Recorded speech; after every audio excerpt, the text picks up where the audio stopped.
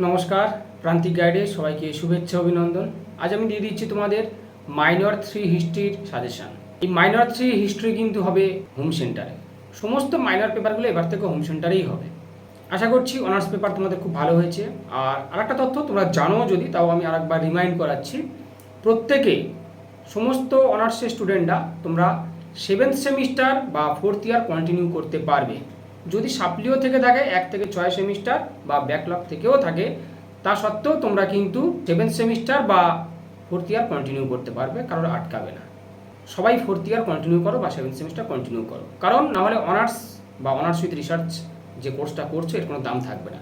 3 বছরে কমপ্লিট করলে সেটা জেনারেল ডিগ্রির সমতুল হয়ে যাবে না। তাই অনার্সে এতদিন পরে মাঝখানে ছেড়ে দিলে তার কোনো ভ্যালুয়েশন থাকবে না। তাই অনার্স ডিগ্রি যদি পেতে চাও অবশ্যই 4 বছর কন্টিনিউ করা উচিত।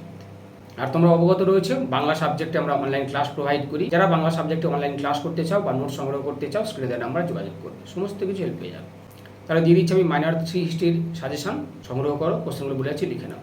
সাজেশনটা দেওয়ার আগে একটা কথা বলবো, কোশ্চেন ইউনিভার্সিটি করবে, পরীক্ষা হবে কলেজে এবং খাতাও দেখবেন কলেজের স্যারেরা। তাই তোমাদের কাছে গুরুত্বপূর্ণ হচ্ছে সমস্ত টপিক্সের কনসেপ্টগুলো নাও, সমস্ত উত্তর টাচ করবে, সমস্ত উত্তর লিখে আসতে হবে এবং সুন্দর পরিষ্কার পরিচ্ছন্ন করে পয়েন্টসগুলোকে জাস্ট হাইলাইট করো।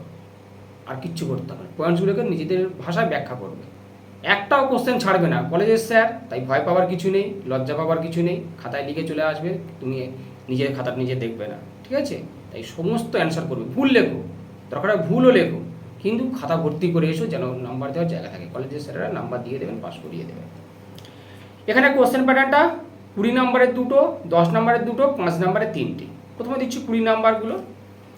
গুপ্ত যুগে সুবর্ণযুগ বলা হয় কেন? গুপ্ত যুগে সুবর্ণযুগ বলা হয় কেন তা বিচার করো, বা গুপ্ত সাম্রাজ্যের পতনের কারণ। এই দুটো কিন্তু খুব ভালো করে করো, দুটোর একটা অন্তত আসবেই। দুটো আসতে পারে লাখ ভালো থাকলে। গুপ্ত সাম্রাজ্যের পতনের কারণ, গুপ্ত যুগে সুবর্ণযুগ বলা হয় কেন। তারপরে হচ্ছে অশোকের ধম্ম, খুব দামি প্রশ্ন এটা। অশোকের ধম্ম এটা করবে। মৌর্য প্রশাসনের বৈশিষ্ট্য এবং মৌর্য সাম্রাজ্যের পতনের কারণ। মৌর্য প্রশাসনের বৈশিষ্ট্য এবং মৌর্য সাম্রাজ্যের পতনের কারণ। দ্বিতীয় চন্দ্রগুপ্তের সাম্রাজ্য বিস্তার নীতি। কনিষ্কের কৃতিত্ব বা কনিষ্ক সাম্রাজ্য বিস্তার নীতি। সাতকর্ণী করবে, গৌতমীপুত্র সাতকর্ণী। দ্বিতীয় পুলকেশী, এদের কৃতিত্বগুলো করবে আর কি। শশাঙ্ক, হর্ষবর্ধন, সমুদ্রগুপ্ত, এই কটা করবে 20 নম্বরের জন্য। আমি স্টার মেরে দিচ্ছি তাও এর মধ্যে। 10 নম্বরের জন্য করবে আরবদের সিন্ধু বিজয়ের তাৎপর্য। আরবদের সিন্ধু বিজয়ের তাৎপর্য। সামন্ততন্ত্র করবে। সামন্ততন্ত্রের সংজ্ঞা, বৈশিষ্ট্য, সামন্ততন্ত্র উদ্ভবের কারণ, এইগুলো। দ্বিতীয় নগরায়ণ ব্যবস্থা। প্রাচীন ও মধ্যযুগের ভারতের বিজ্ঞানের অগ্রগতি। পাল প্রতিহার রাষ্ট্রকূট অর্থাৎ ত্রিশক্তি দ্বন্দ্ব। গুপ্তযুগে নারীর অবস্থা। গুপ্তযুগের অর্থনীতি। গুপ্তযুগের সাহিত্য বিজ্ঞান। চোলদের সামুদ্রিক কার্যকলাপ। মামুদের ভারত আক্রমণ। আরবদের সিন্ধু বিজয়ের তাৎপর্য। এগুলো হচ্ছে 10-এর জন্য। তোমরা 20 থেকে স্টার মেরে নাও। গুপ্ত যুগে সুবর্ণযুগ এবং পতনের কারণ অবশ্যই স্টার মারো। এটা এর সুপারস্টার আর ফাইনাল স্টার সব কিছু আমি যাচ্ছি, শুধু স্টার মেরে দিচ্ছি। খুব ভালো করে সেই কটা পড়বে আর অল্প সর কটা থেকে যাবে।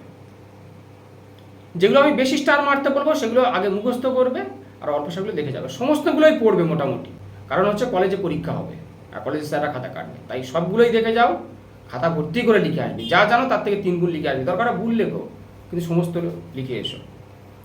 গুপ্তযুগের সুবর্ণযুগ এটা অবশ্যই করো। মৌর্য সাম্রাজ্যটা করবে। আর চন্দ্রগুপ্ত, কনিষ্ক, সাতকর্ণী আর অশোক, এই 4টে করবে।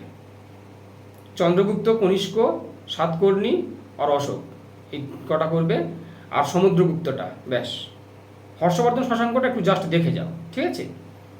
10-এর জন্য আরবদের সিন্ধু বিজয়ের তাৎপর্য, এটা স্টার মারবে বেশি করে। সামন্ততন্ত্র, এটা স্টার মারবে বেশি করে। পাল প্রতিহার রাষ্ট্রকূট, এটা বেশি করে স্টার মারবে। আর অন্যগুলো অল্প স্টার মারবে, দেখে যাবে। আর চোলদের সামুদ্রিক কার্যকলাপ এটা, আর আরবদের সিন্ধু বিজয়ের তাৎপর্য, এটা বেশি করে স্টার মারবে, অন্যগুলো দেখে যাবে। আমি আর এই বাংলার মতো, যেহেতু ওটা অ্যাওয়ে বাইরে সেন্টার এক্সাম হয়, অত ভ্যালুয়েশন দিচ্ছি না। আমি জাস্ট কোশ্চেনগুলো বলে যাচ্ছি, তোমরা সবগুলো পড়ো। বেশি স্টার কটা আগে মুখস্থ করো বা ভালো করে দেখো, আর অন্যগুলো একটু রিডিং দাও। তবে সবগুলো পয়েন্টসগুলো অবশ্যই নেবে। মাছের জন্য পল্লবদের স্থাপত্য ভাস্কর্য, সঙ্গম সাহিত্য, মৎস্যনায়, প্রসঙ্গ করলে মৎস্যনায় হয়ে যাবে। গুপ্তযুগের বাণিজ্য, নালন্দা বিশ্ববিদ্যালয়। গুপ্তযুগের গিল্ড বা সংঘ, হর্ষচরিত, শকক্ষত্রপ রুদ্রদমনের কৃতিত্ব, প্রাচীন ভারতের দাস ব্যবস্থা, দাক্ষিণাত্যের বাকাটাক রাজবংশ। গুপ্তযুগের সাহিত্য বিজ্ঞানের অগ্রগতি, মথুরা শিল্প, অজন্তা গুহা চিত্র, প্রাচীন ভারতের জাতীয় বর্ণ ব্যবস্থা। এই কটাই করে যাও 5 নাম্বারের জন্য। ঠিক আছে, তাহলে দিয়ে দিলাম মাইনর 3 হিস্ট্রি সাজেশন। এবারে দেবো মাইনর 4 হিস্ট্রিটা পরবর্তী ভিডিওতে। আর যারা বাংলা অনার্সে অনলাইন ক্লাস করতে চাও, স্ক্রিনে দেওয়া নাম্বারে যোগাযোগ করবে।